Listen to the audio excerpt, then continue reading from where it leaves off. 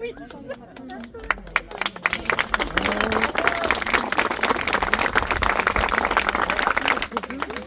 Je vous présente ma sculpture. Ça fait 1 an et demi que je travaille, j'ai commencé le 6 mai de l'an dernier.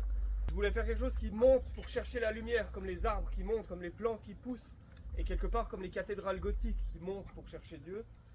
Donc ma forme centrale, c'était quelque chose qui se concentre et qui cherche à monter.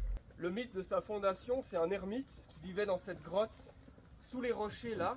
Il vivait dans cette grotte et plein de gens venaient lui poser des questions. Comment on soigne cette maladie, comment je vais faire pour récolter mes choux alors qu'il pleut toute la journée, plein de questions sur la nature et sur le monde.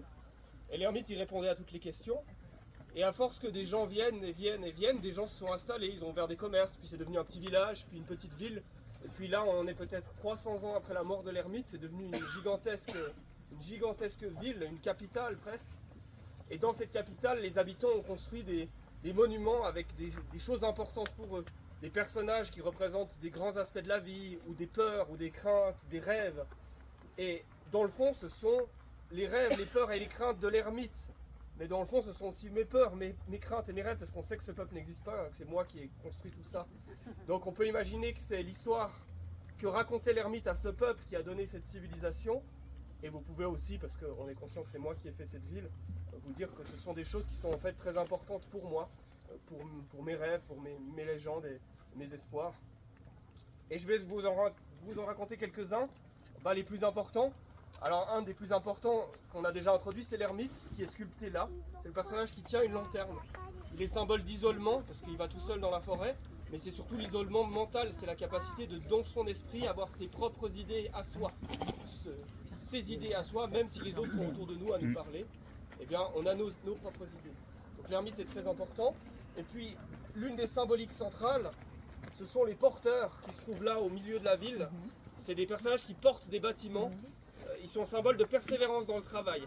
Et ça en gros c'est qu'est-ce qu'il faut faire pour faire quelque chose de bien? Eh bien il faut accumuler une charge de travail, accumuler des connaissances. Il y a quelque chose de lourd d'abord, il y a quelque chose de l'ordre de la persévérance et du travail.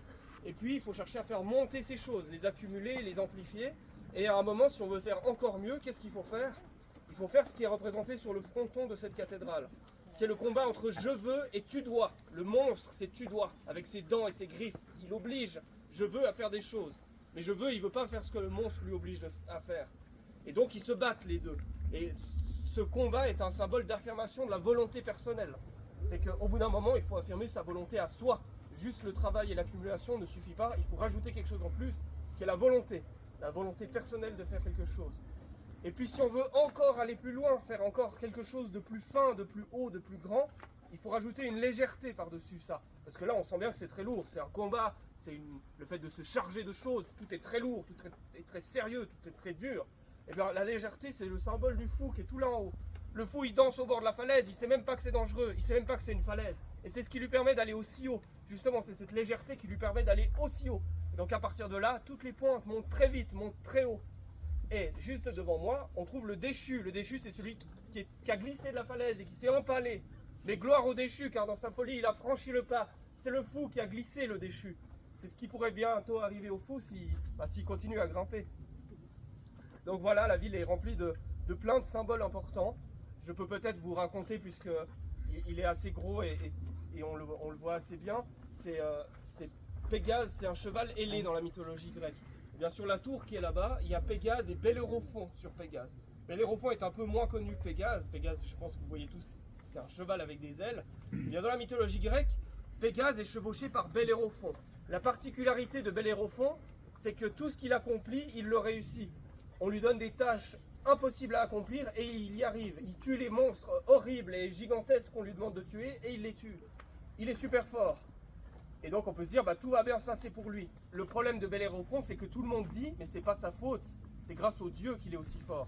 C'est les dieux qui l'aident. Son père, ça doit être un dieu, ou les dieux doivent le soutenir d'une manière ou d'une autre. C'est pas possible qu'un homme fasse ça. Et Bellérophon, il sait que son père, c'est un mortel, et il pense que sa force, il la doit qu'à lui-même. Alors ça l'énerve. Et à force que tout le monde répète, c'est grâce aux dieux que tu es aussi fort, et il se met à haïr les dieux, et il se dit, je vais faire la tâche pour laquelle personne ne pourra dire que les dieux m'ont aidé, je vais aller tuer les dieux.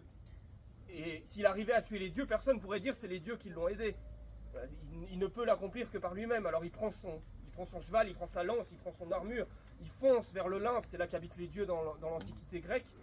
Et Zeus, le dieu des dieux, voit ça, et il envoie une mouche dans le nez de Pégase. Et Pégase se met à se secouer dans tous les sens, il rue comme ça, et puis Bellérophon chute, il se crève les yeux, il se casse les jambes, plus personne ne le reconnaît, et c'est la fin de l'histoire tragique de Bellérophon. Donc vous avez comme ça dans les pointes de la ville, dans les hauteurs, des personnages qui cherchent à monter, comme le fou qui monte sans même savoir, comme l'explorateur, c'est le personnage qui se trouve sur cette pointe-là, qui monte pour faire une carte. Lui, il va en haut de la montagne pour faire un chemin ou une carte. Et Bellérophon, lui, il monte par la volonté de puissance et de vengeance. Donc voilà, comme ça, plein de symboles dans la ville, qui sont les symboles de cette civilisation, mais dans le fond, on le sait, ce sont des symboles importants pour moi, parce que c'est moi qui ai construit cette ville. Et vous pouvez me poser plein de questions, je vais redescendre vers vous. Et merci à vous d'être là. Ouais.